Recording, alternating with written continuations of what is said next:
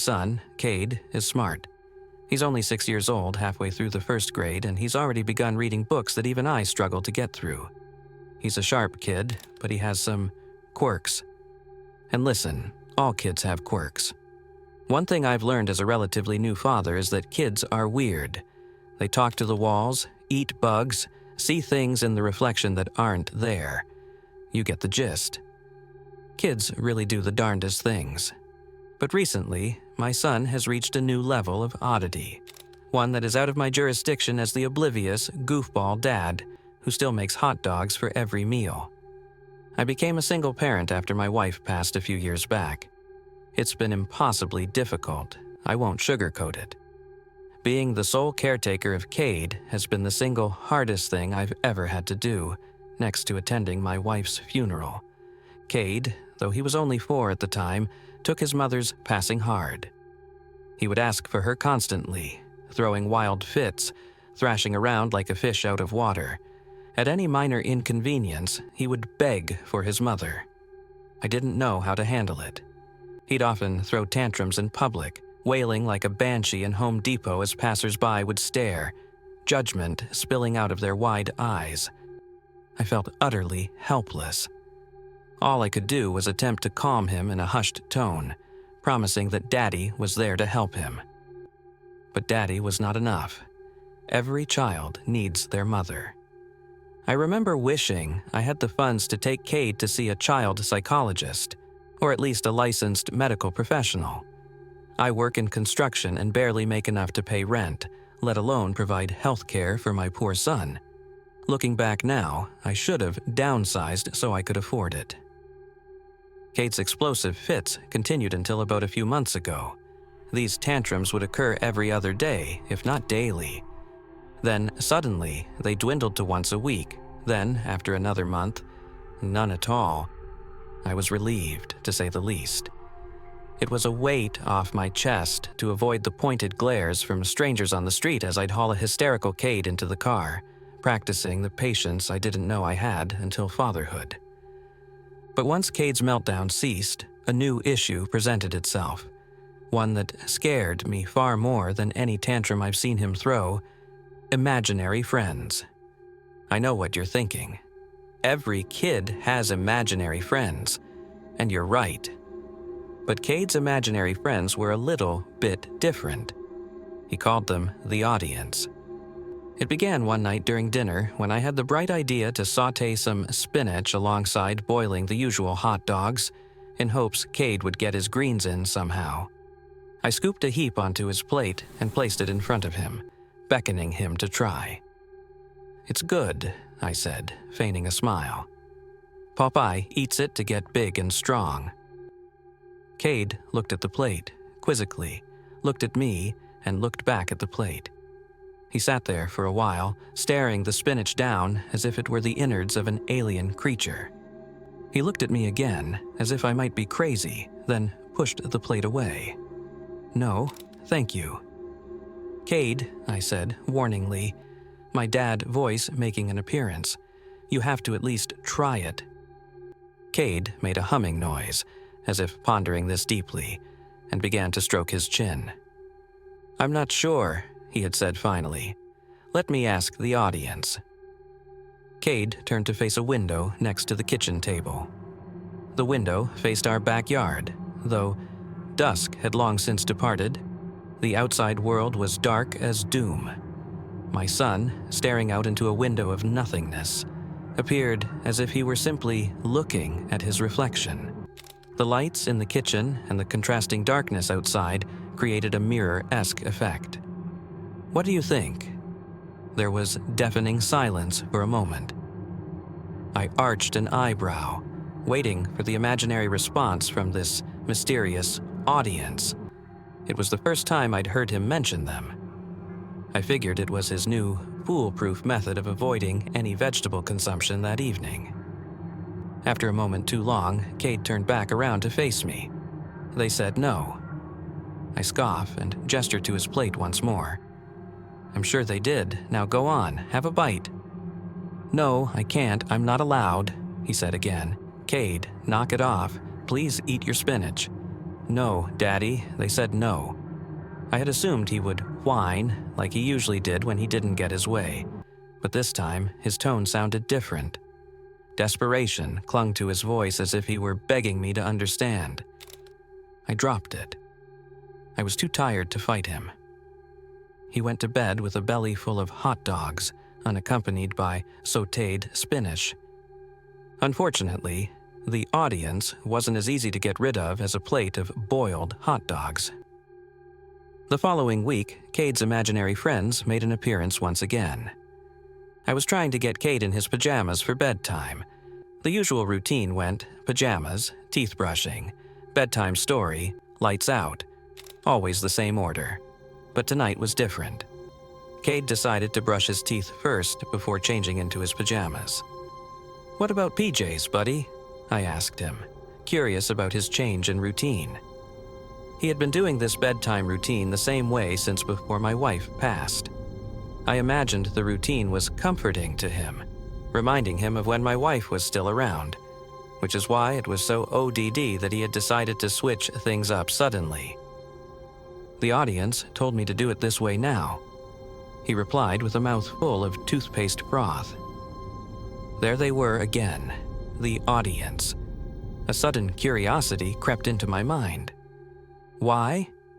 Cade glanced at his open bedroom window quickly. "I don't know, they just did."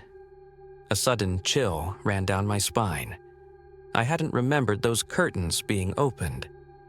Curtains are always closed before bedtime routine. I walked to the window and pulled them shut.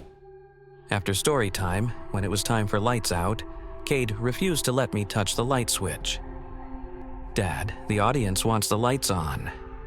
Cade cupped his tiny hands over the switch against his bedroom wall, creating a makeshift barrier, refusing to budge. I rolled my eyes. "Nice try, Cade, but the audience doesn't get to decide the rules." Fear flashed on Cade's face as he snapped his head to look at me, wide-eyed. "Don't say that, Daddy." His calm tone was eerie, and I took a step backward. "Cade, please.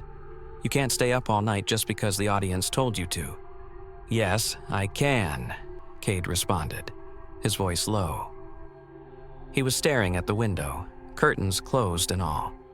At this point, I was thoroughly unnerved, if I'm being honest. Something in my gut was telling me these imaginary friends were not very friendly. Not just an excuse to get out of vegetable eating, but an excuse for Cade to be up to no good. Even still, I had paternal duties to attend to. "Well, tell the audience to say goodnight." I scooped Cade into my arms, despite his pleas and tiny fists of rage. I placed him gently on his bed and made my way towards his bedroom door, flicking the light switch off, signaling he had no choice in the matter. The lights in Cade's room remained on. I stopped in my tracks, spinning around, trying the switch once, twice, 3 times again. The lights didn't turn off. The switch must have been broken somehow, I thought. Despite my rational explanation for the phenomenon, the panic that began to bubble in my chest did not subside. "You're sleeping with me tonight." The next morning, the light switch started working again, and I was able to exhale the breath I hadn't realized I'd been holding. But that feeling of relief didn't last long, as the week that followed was filled with even more peculiar coincidences. I say peculiar, but I think a more suited adjective would be horrifying. On Friday, Cade said, "The audience doesn't want him to go to school. I get a flat tire on my way to drop him off." On Monday, Cade says, "The audience doesn't like Jacob because he hogs the soccer ball during recess." On Tuesday, Jacob falls and breaks his arm. He'd be out of school for 2 weeks.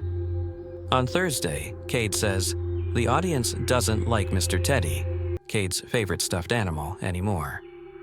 By the next morning, Mr. Teddy is found slashed open from the belly up, fluffy guts spilling from his abdomen. I began having trouble deciphering whether this was Cade's new method of acting out, or if there was really some ominous force at play. I could have rationed each occurrence away by blaming Cade, But I knew in my soul that Cade wasn't that kind of kid. He was sensitive and bright. He was no teddy bear killer. The audience began to infiltrate my thoughts more than I would have liked it to. It was all Cade talked about. And more often than not, the audience would lead Cade down the path of destruction. Everything came to a head this past Saturday night while I used the bathroom, leaving Cade unattended in the living room, watching an episode of his show. As I was washing my hands, I heard a loud crash, followed by glass shattering. I ran to the living room and found Cade, looking guilty as ever, standing next to a wedding picture of my wife and me. Glass scattered across the hardwood floor, smashed to bits. My instinctual response was to make sure he wasn't hurt, which, thank God, he wasn't. But afterward, an inexplicable anger coursed through me. Cade, why would you do something like that? It wasn't me. It was them, the Audi. Go to your room, I shouted, and Cade scurried up the stairs in tears. After a few minutes of feeling consumed with guilt, I started toward his room to apologize. I stood in front of the doorway for a moment, preparing myself for a long apology when I heard Cade's voice. He was talking to himself in his room. Well, he was speaking to someone, but I heard no response. But I don't want to do that, I heard him murmur. I love my daddy. I walked into Cade's room the second I heard him referring to me, and he looked spooked, like I had caught him with his hand in the cookie jar. He was positioned by the window, kneeling, facing the blackness of the night beyond. I could have sworn I saw something moving by the window, a figure cloaked by the lightless sky. Cade, I said slowly. Who are you talking to in here? Cade didn't respond. Instead, he got to his feet, arms hanging by his sides, and dramatically flopped onto his bed, face pressed into the mattress. Though I was still fixated on the window, exposed by the open curtains, I snapped out of my trance to focus on my priorities. Cade, I say softly, Daddy is very sorry for yelling. Cade let out a humph, but kept his face against the mattress, refusing to look at me. Is there something you want to talk about? Maybe a reason why you're feeling sad?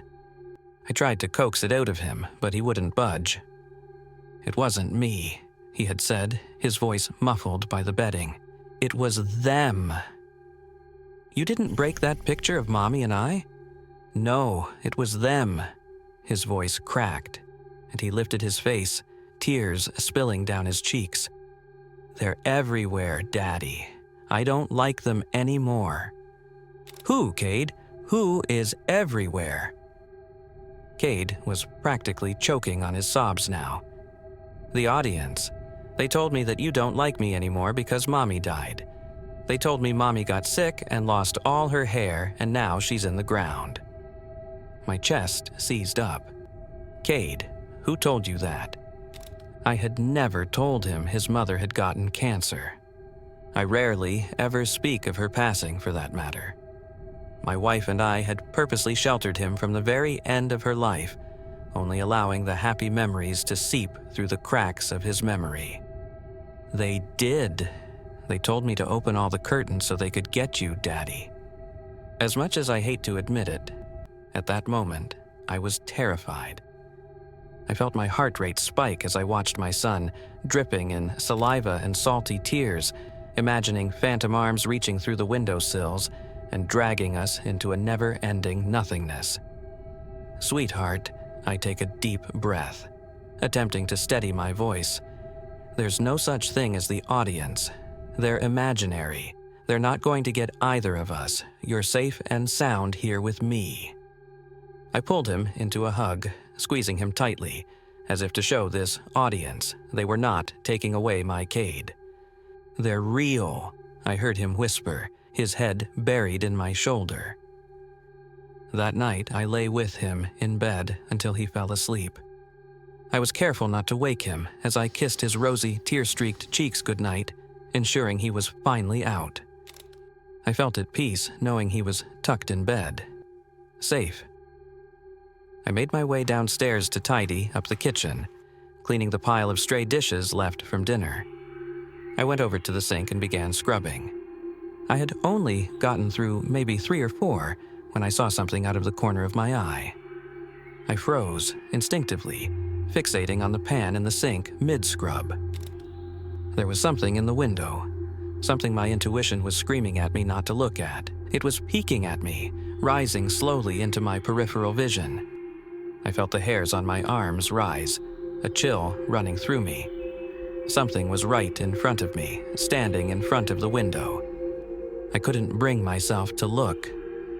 If I'm being completely honest, I was scared shitless. They were all around me. This was their debut. All I know is this: if your kid ever tells you they're talking to the audience, run.